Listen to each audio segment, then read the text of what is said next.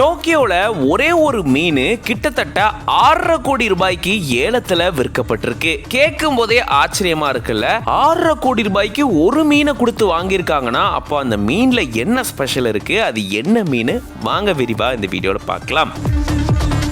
Bluefin tuna அப்படின்ற நீலத்தூவி சூறை மீன் அப்படின்ற இந்த மீன் தான் 6.5 கோடி ரூபாய்க்கு இப்போ ஜப்பான்ல இருக்கக்கூடிய டோக்கியோல ஏலத்துல விற்கப்பட்டதா சொல்லப்படுது. இதனுடைய மொத்த எடை பாத்தீங்கன்னா 238 கிலோ அப்படின்னு சொல்லியிருக்காங்க. பார்க்கவே பிரம்மாண்டமா இருக்கக்கூடிய இந்த மீன் ரொம்பவே அட்ராக்டிவான ஒண்ணுன்னு சொல்றாங்க. இதனுடைய நிறம் கருப்பு அல்லது ரொம்ப டார்க்கான ப்ளூ நிறத்துல இருக்கும் அப்படின்னு சொல்றாங்க. அதே போல கிரேஷ் கிரீன் நிறத்திலும் இது இருக்கும்னு சொல்றாங்க.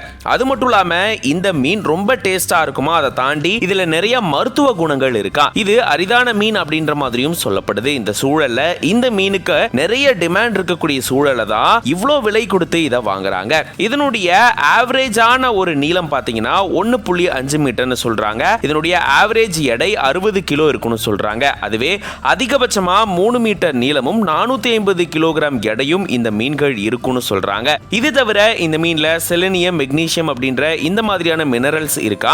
இதனால நம்மளுடைய இம்யூன் சிஸ்டத்துக்கு ரொம்பவே நல்லது அப்படின்னு சொல்றாங்க. இது மட்டும் இல்லாம ஒமேகா 3 ஃபேட்டி ஆசிட்ஸ், நிறைய விட்டமின்ஸ், மினரல்ஸ்னு நம்ம இதயத்துக்கு நல்லது கொடுக்கக்கூடிய இந்த வகை மினரல்ஸ், விட்டமின்ஸ்லாம் இருக்கா. அதே போல நம்மளுடைய மூளைக்கு பயனுள்ள கூடிய நிறைய விட்டமின்ஸ், மினரல்ஸ் இந்த மீன்ல இருக்கா. அதனால தான் இதுக்கு பயங்கர டிமாண்ட் இருக்கு அப்படின்னு சொல்றாங்க.